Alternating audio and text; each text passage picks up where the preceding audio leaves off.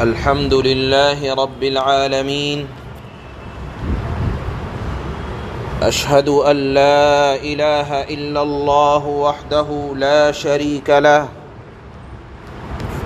وأشهد أن سيدنا ومولانا محمدا عبده ورسوله أما بعد باب النهي عن التطير وفيه الأحاديث السابقة في الباب قبله وعن أنس رضي الله تعالى عنه قال قال رسول الله صلى الله تعالى عليه وسلم لا عدوى ولا طير ويعجبني الفال قالوا وما الفأل قال كلمة طيبة متفق علیہ۔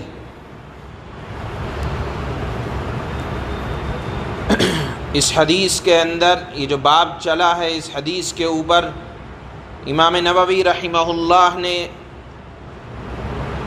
باب باندھا کہ بدشگونی لینا یہ اسلام کے اندر جائز نہیں ہے، اور ہم بتا چکے ہیں کہ بدشگونی کا مطلب یہ ہے کہ مثال کے طور پر کوئی خلاف واقعہ کوئی بات پیش آ جائے۔ مثال کے طور پر آپ گھر سے نکلے، آپ نے دیکھا کہ ایک پرندہ اڑا جا رہا ہے اور وہ بائیں طرف کو مڑ گیا، تو آپ یہ سمجھنے لگے کہ اب میں جس کام کے لیے جا رہا ہوں اس میں خیر نہیں ہے، یہ مطلب ہے بدشگونی لینے کا۔ یا آج کل جس طرح ہمارے ہاں برادران وطن میں یہ بات عام ہے کہ اگر گھر سے صبح کو نکلے، دیکھا کہ بلی راستے سے گزر گئی، تو کہتے ہیں کہ اب بدشگونی لے لیتے ہیں کہ میں جس کام کے لیے جا رہا ہوں وہ کام کے لیے جانا میرے لیے مناسب نہیں ہے، یہ مطلب ہے بدشگونی لینے کا۔ اسلام کے اندر اس چیز کا کوئی عمل دخل نہیں ہے۔ اسی کی ممانعت کے لیے امام نووی نے باب باندھا اور ایک روایت لائے۔ روایت کے اندر 3 باتیں ارشاد فرمائی۔ پہلی بات اللہ کے نبی نے فرمائی لا عدوى، کوئی بیماری متعدی نہیں ہوتی۔ مطلب یہ ہے کہ کوئی بیماری از خود کسی کو نہیں لگتی، یعنی حکم خداوندی کے علاوہ کوئی بیماری کسی کو نہیں لگتی۔ اگر اللہ چاہتا ہے تو ایک بیماری جس کو لگی ہے تو دوسری بیماری یا وہی بیماری دوسرے کو بھی لگ سکتی ہے، لیکن اپنی ذات کے اعتبار سے حکم خداوندی کے بغیر کسی بیماری کے اندر تعدی ہونا نہیں پایا جاتا۔ زمانہ جاہلیت کے اندر ایک عقیدہ یہ بھی تھا کہ بیماریاں متعدی ہوا کرتی ہیں، یعنی ایک بیماری اگر کسی کو لگ گئی تو حکم خدا کے بغیر اپنے آپ وہ بیماری دوسرے کو لگ جائے۔ اللہ کے نبی صلی اللہ علیہ وسلم نے اس نظریے کی تردید فرمائی ہے کہ اللہ کے حکم کے بغیر کسی کو کوئی بیماری نہیں لگ سکتی۔ ہم مسلمانوں کو یہ عقیدہ رکھنا چاہیے۔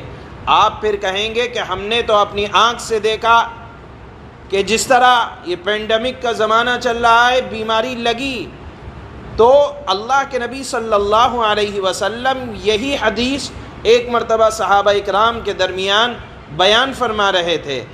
ایک صحابی دیہات کے رہنے والے کھڑے ہو گئے، کہنے لگے کہ اللہ کے نبی، آپ فرما رہے ہیں کہ کوئی بیماری متعدی نہیں ہوتی، اور ہم دیکھتے ہیں کہ ہمارے تندرست اونٹ ہوتے ہیں اور بالکل ہرنیوں کی طرح ان کا گوشت ہوا کرتا ہے، لیکن جب ان صحیح سالم تندرست اونٹوں میں ایک خارش زدہ اونٹ آ جائے تو وہ سارے اونٹوں کو بیمار کر دیتا ہے، لاغر کر دیتا ہے، کمزور کر دیتا ہے، اور آپ کہتے ہیں کہ کوئی بیماری متعدی نہیں ہوتی۔ تو کیا مطلب ہے؟ اللہ کے نبی صلی اللہ علیہ وسلم نے مسئلہ سمجھایا کہ یہ بتاؤ پہلے اونٹ کو بیماری کہاں سے لگی؟ کہا اللہ کے حکم سے لگی۔ تو جب پہلے اونٹ کو بیماری اللہ کے حکم سے لگی، اب اگر دوسرے اونٹوں کو بھی لگ رہی ہے تو اس کو کہا جائے گا کہ یہ بیماری از خود نہیں لگی بلکہ اللہ کے حکم سے لگی ہے۔ علماء نے لکھا ہے کہ اس طرح وباؤں کے زمانے میں ایک بیماری کو سبب کے درجے میں رکھ سکتے ہیں۔ مثال کے طور پر سبب کے درجے کا مطلب کیا ہے؟ آپ جانتے ہیں کہ آپ کو ڈاکٹر نے یہ کہا ہے کہ اگر آپ ٹھنڈا پانی پئیں گے تو آپ کو نزلہ ہو جائے گا۔ بچوں کو کہا جاتا ہے کہ کھٹا کھاؤ گے تو کھانسی ہو جائے گی۔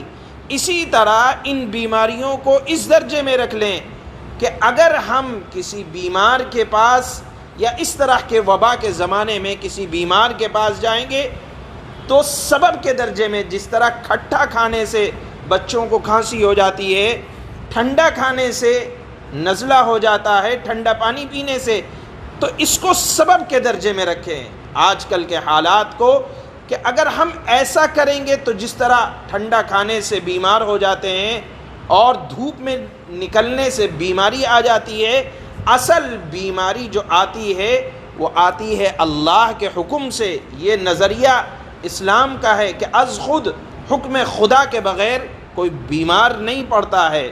اسلام نے یہ نظریہ پیش کیا، اور اس حدیث کا مطلب اس طرح کے پینڈیمک کے زمانے میں یہ بیان کیا جاتا ہے کہ آپ بیماری کو سبب کے درجے میں رکھیں۔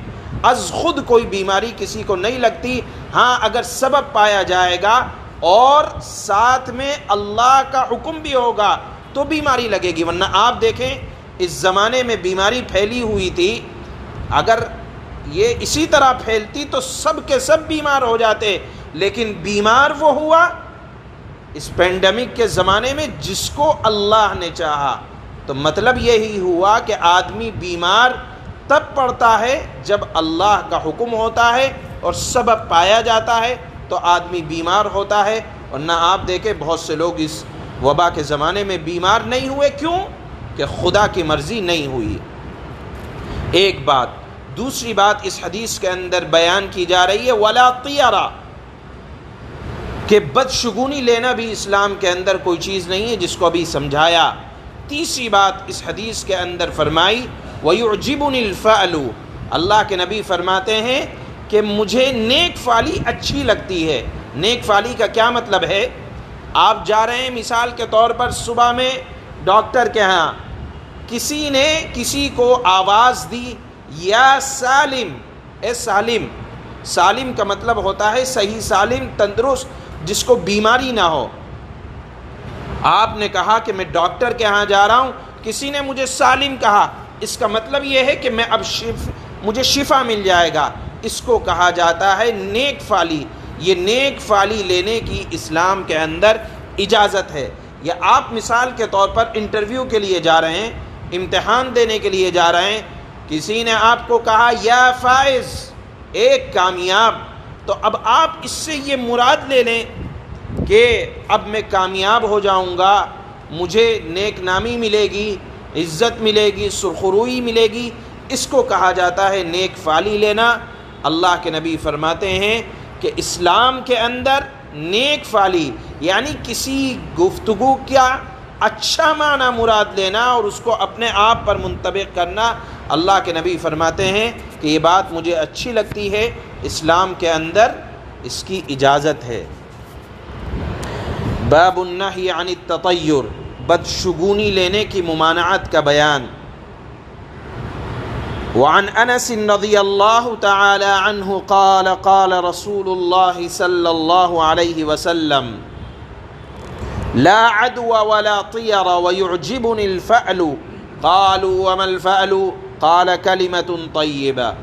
حضرت انس رضی اللہ تعالی عنہ سے روایت ہے کہ جناب رسول اللہ صلی اللہ علیہ وسلم نے ارشاد فرمایا، بیماری کا از خود حکم خدا کے بغیر ایک سے دوسرے کو لگ جانا اور بدشگونی لینا اسلام میں یہ کوئی چیز نہیں ہے، اور مجھے نیک فعلی اچھی لگتی ہے۔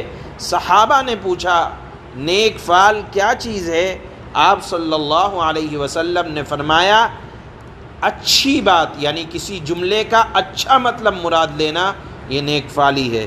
اس حدیث کو حضرت امام بخاری اور مسلم نے روایت کیا ہے۔ سبحان اللہ و بحمدہ، سبحانک اللہم و بحمدک۔